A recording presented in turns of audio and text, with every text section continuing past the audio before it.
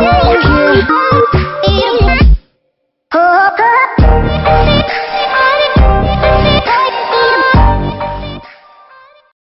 I could ask you, if there was one thing you wanted people to remember that you could say about science, what would that be?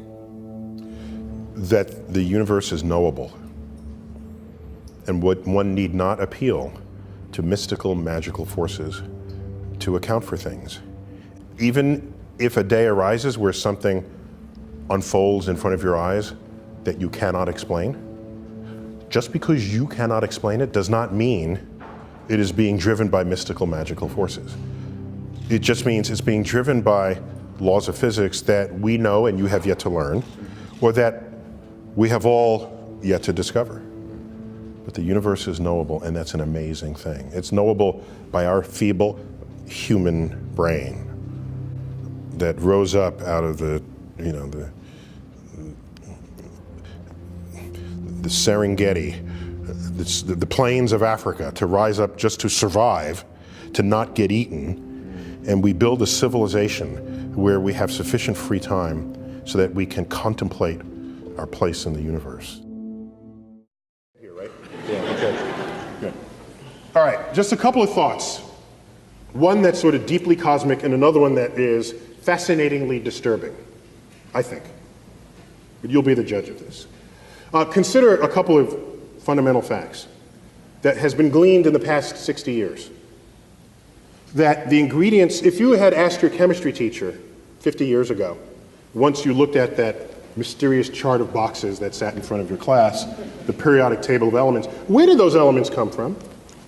The chemistry teacher would actually not have an answer for you. They'll say, well, we dig them out of the earth. That's not where they come from. It took modern astrophysics to determine the origin of the chemical elements. We observe stars, we know what goes on in their center, they explode, laying bare their contents. And what we have discovered is that the elements of the periodic table, that which we are made of, derive from the actions of stars that have manufactured the elements, exploded, scattered their enriched guts across the galaxy, contaminating or enriching gas clouds that then form a next generation of stars populated by planets and possibly life. And so, when you look at the ingredients of the universe, the number one ingredient is hydrogen. Next is helium. Next is hydrogen, helium, oxygen, carbon, nitrogen. Those are the top ingredients in the universe. And you say, well, okay, that's kind of cool. Well, and you look at Earth, because we like thinking of ourselves as special, we say, oh, we're special. Well, what are we made of? Well, what's the number one sort of molecule in the body? It's water. It's water. Well, what's water made of? H2O, hydrogen and oxygen. Hydrogen and oxygen. In fact, if you rank the elements in the human body, with the exception of helium, which is chemically inert, useless to you for any reason other than just to inhale it and sound like Mickey Mouse, you can't die from helium unless that's all you breathe. Number one in the human body is hydrogen. Matches the universe. Number two is oxygen. Matches the universe. Number three, carbon. Matches the universe. Number four, nitrogen. Matches the universe. And for each of us, the fifth element, other, is the same in both places. Okay? Other. So,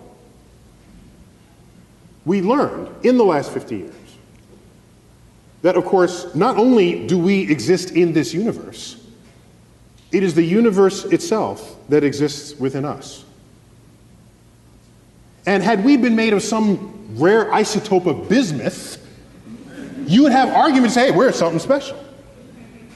But there are people who are upset by that fact, saying, well, will that mean we're not special? Well, I think it's special in another kind of way.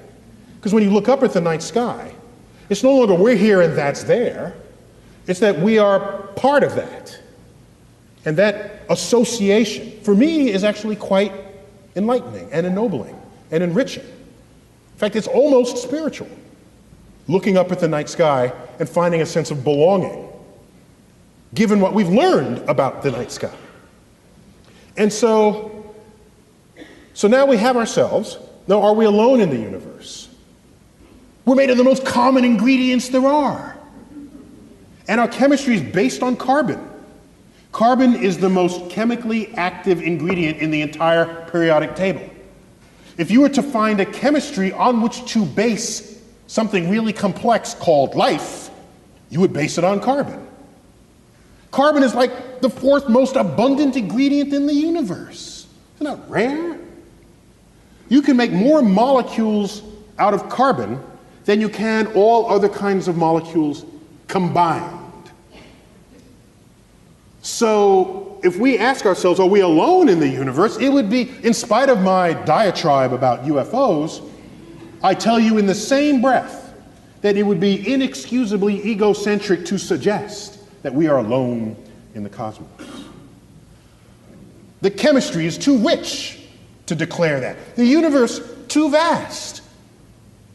There are more stars in the universe than grains of sand in all the beaches of the world.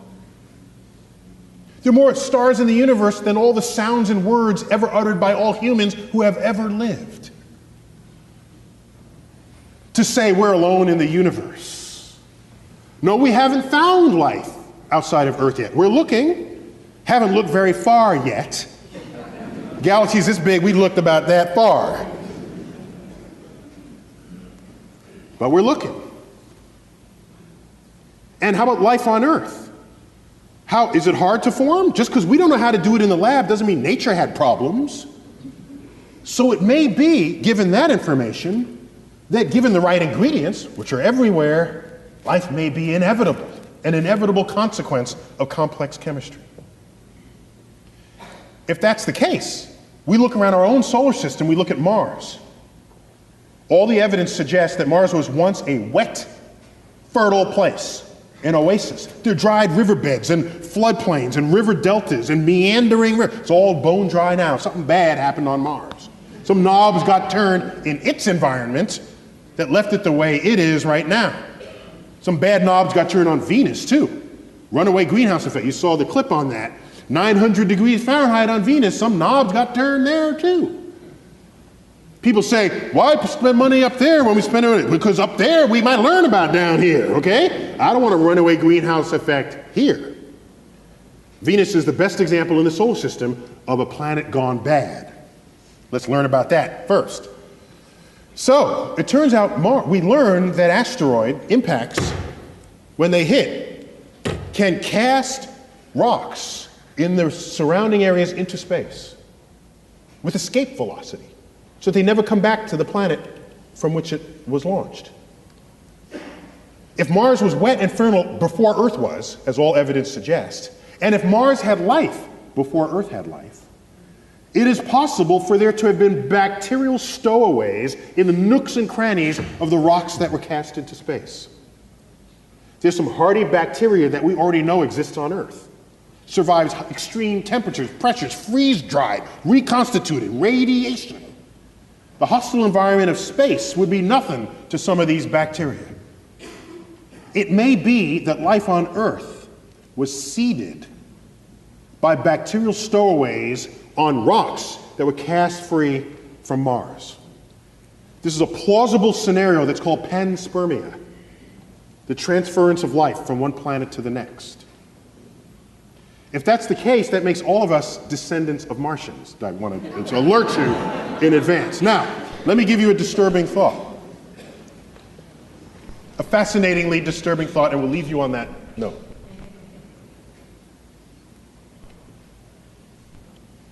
If you look at our closest genetic relative to human beings, it would be the chimpanzee.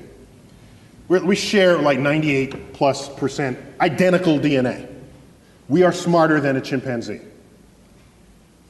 So let's invent a measure of intelligence that make humans unique. Let's say intelligence is your ability to like compose poetry, symphonies, do art, math, and science, let's say, okay? Let's make that as the arbitrary definition of intelligence for the moment. Chimps can't do any of that.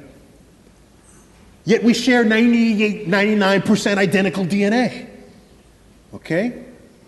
The most brilliant chimp there ever was maybe can do a little bit of sign language. Well, our toddlers can do that. Toddlers. So here's what concerns me deeply. Deeply. Everything that we are that distinguishes us from chimps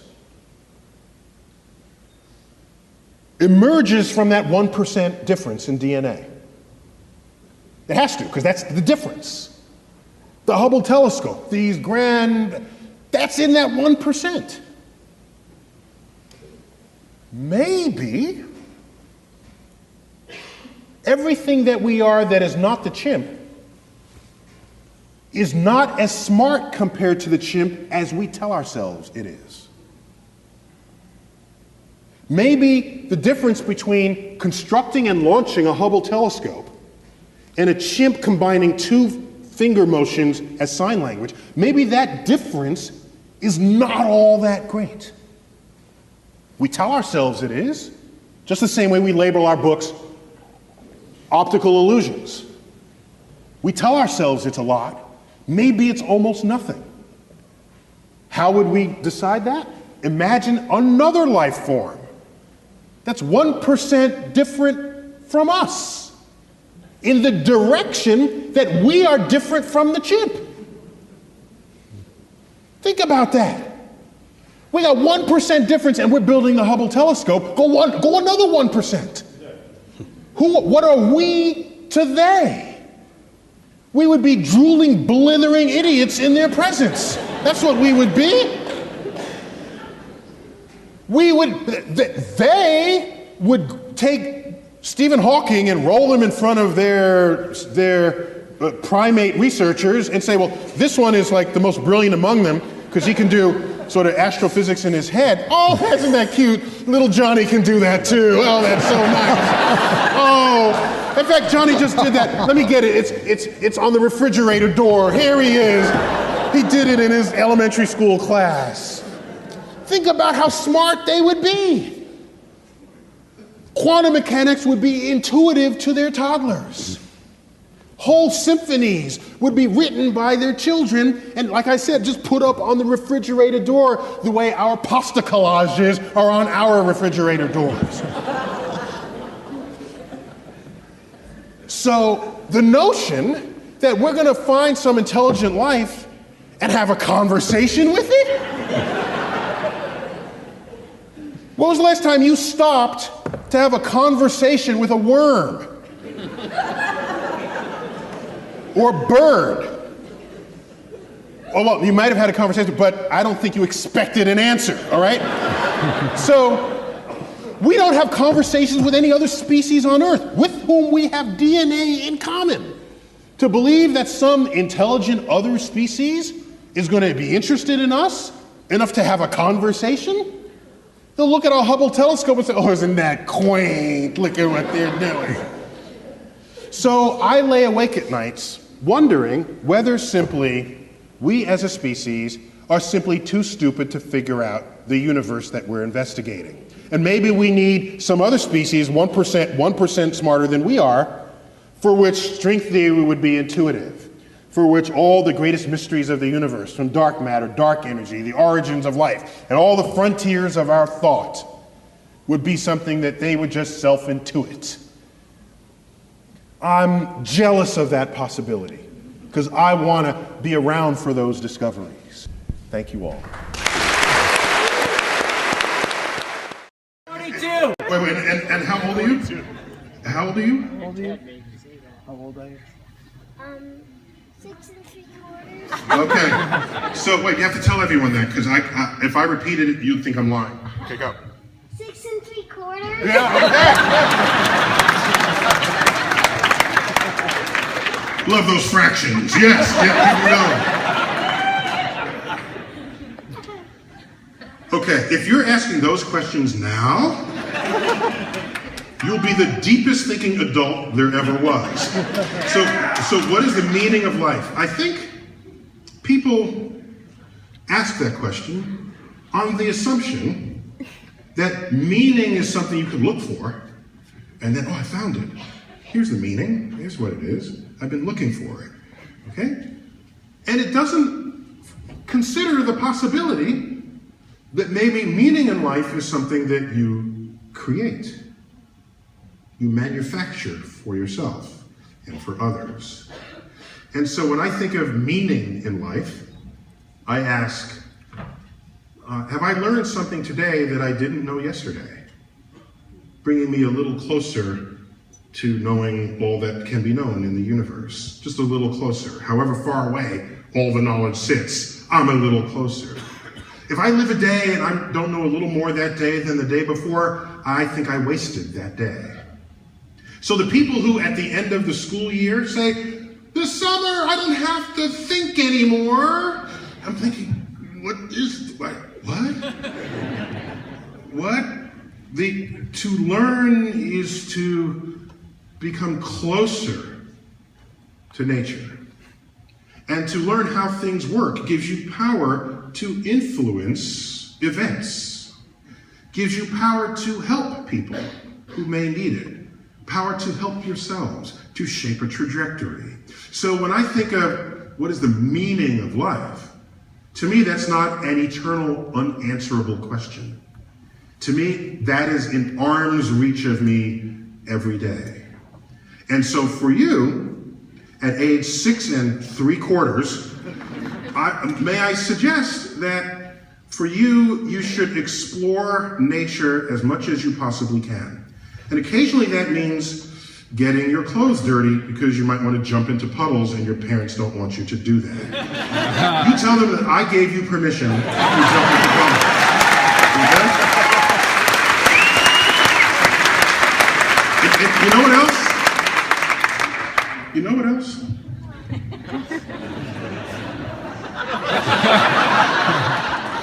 So, I'll give you more permission for more things. You ready? Okay.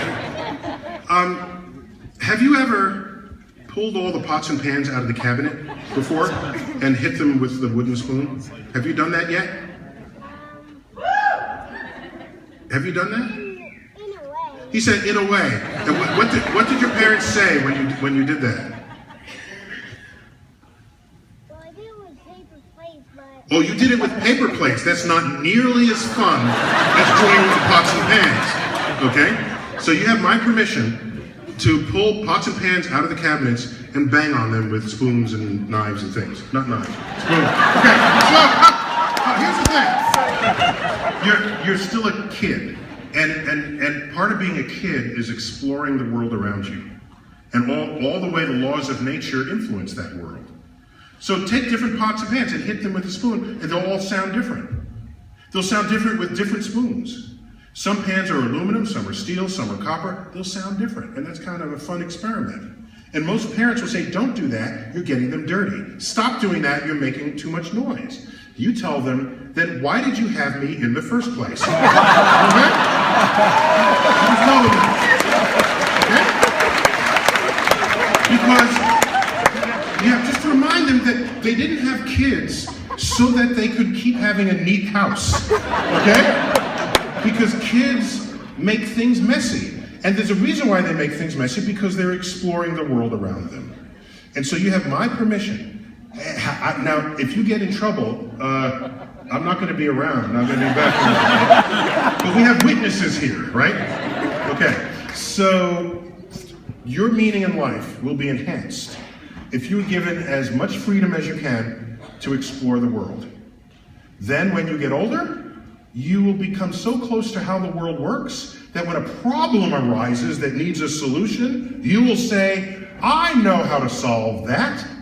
I've been thinking about that before. And I've been thinking about that ever since I was banging the pans on the kitchen floor, or ever since I jumped with 2 feet into a puddle, or ever since I walked up and down and caught snowflakes in my mouth as I walked down the street. Did you do that today when it snowed? When was the last time you caught snowflakes in your mouth? Like a few weeks ago. Okay. Okay, I'm gonna ask a grown-up that same question, okay?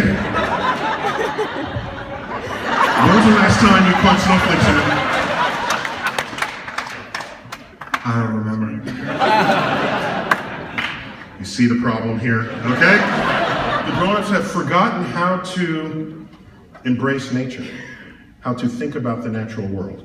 So, You will owe it to yourself and everyone else who will be cured by some medicine you may invent one day. You owe it to yourself and to everyone else to continue to stay curious. And by doing so, you will have created the meaning in life that others think is waiting under a rock for them one day. And you would have made it happen all on your own. So thanks for your question.